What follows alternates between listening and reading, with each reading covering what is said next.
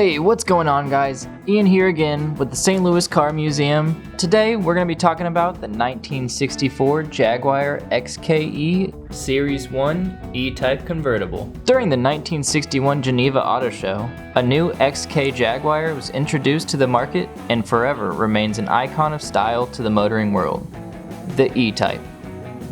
Its stunning lines were an instant success, both to the eye and aerodynamics, making this car very capable of a top speed over 150 miles per hour.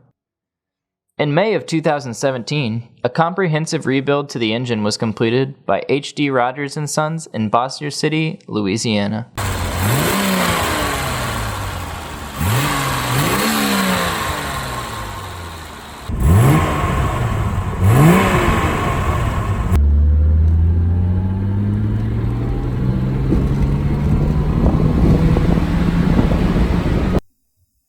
This car is truly a very sharp example, even with now approximately 15-year-old cosmetic restoration.